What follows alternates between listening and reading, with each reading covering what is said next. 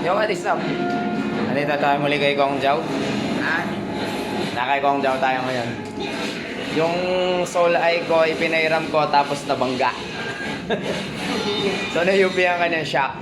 So, tingnan nyo to. Ipapatuwid natin siya. So, itong part na to na-UP rin. Akala ko shock lang. So, pinrest ko itong shock. Kaso, bumigay yung pang tukod ko kaya nagasgasan siya. Okay lang, pang personal ko naman. So, ito, natuwid ko na to. Tapos, pag salpak ko, UP pa rin. So, nakabaliktad niyan yan.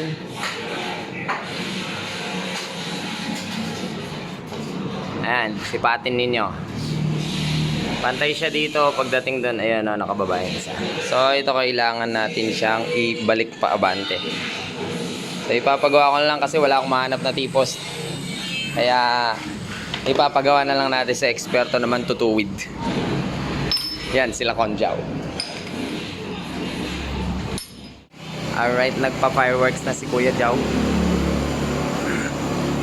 Para mabilis, pag tutulungan niya yung butane at saka ang acetylene. Yun o, kabilaan. Multipurpose pala ang torno, pwede rin pang ipit.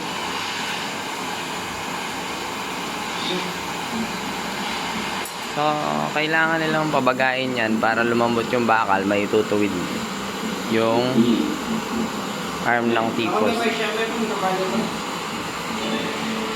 Ayan, tanggal yan.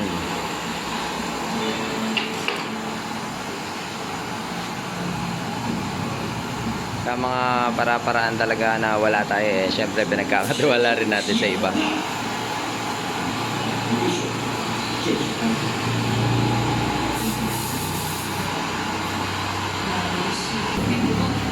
Yo, dito pala yan sa Jericho Metal Shop along Tibag Road, malapit sa Garden of the Ascension. Discarding pang malupitan dito yan.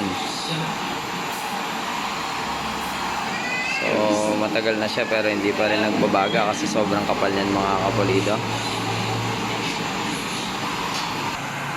Alright, medyo namumula na yung pinakataas na part. Pero dahil napakakapal talaga niyan, matagal yan. Kaya pinagtulungan niya ng butane. At ibinaligtad na nga ang tipos. Kaso parang walang nararamdaman ng tipos na pundidong to ah. Yan yun, di man lang nag-orange pa.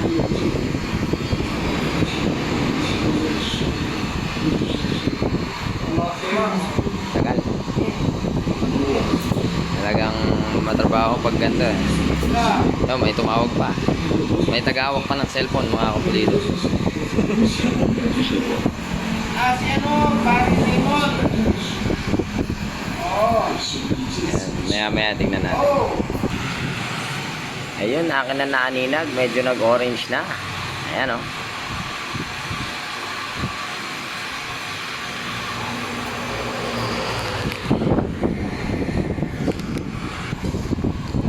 Alright, maaari na daw yan.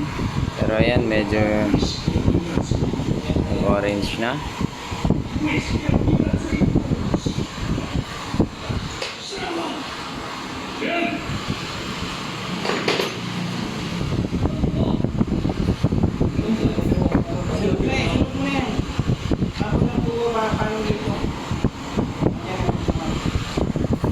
Bibiglayin siguro to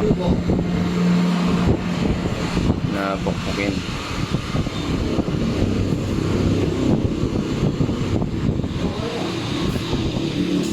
And continuous yung pagpapainit.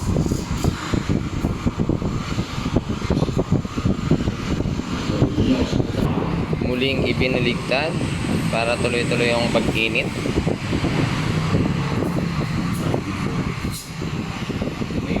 Ayan, kung titignan nyo, ayan o.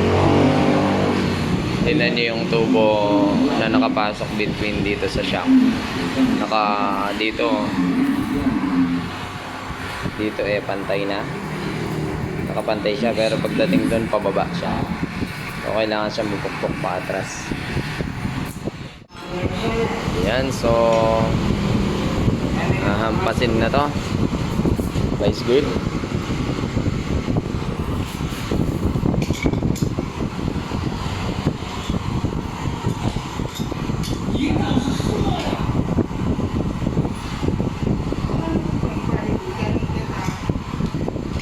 na ang vice grip. Yan.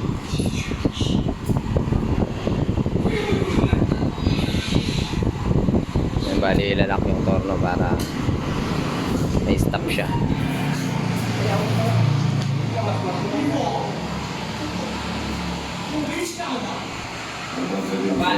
Ayan, tutuwid na. Tingnan natin. Ay, matigas.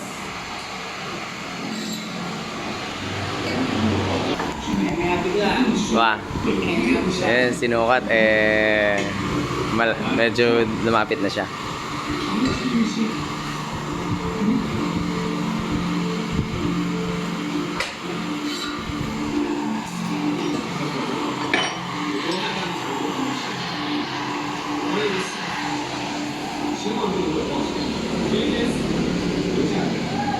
Bagyang-bagya pa. Kaya pa. Konting-konti pa.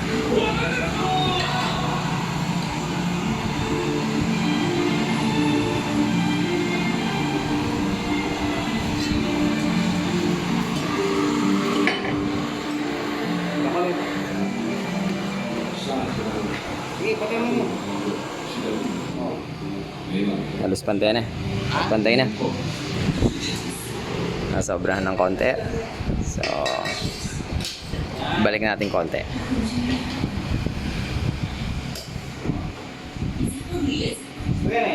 Wah.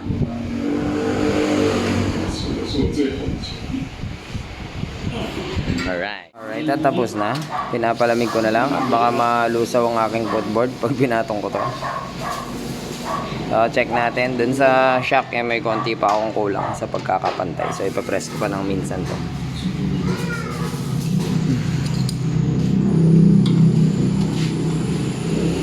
Okay. Wala.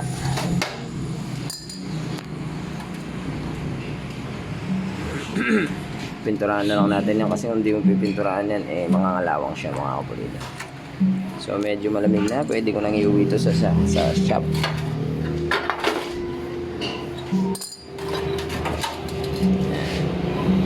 Tingnan natin yung finished product.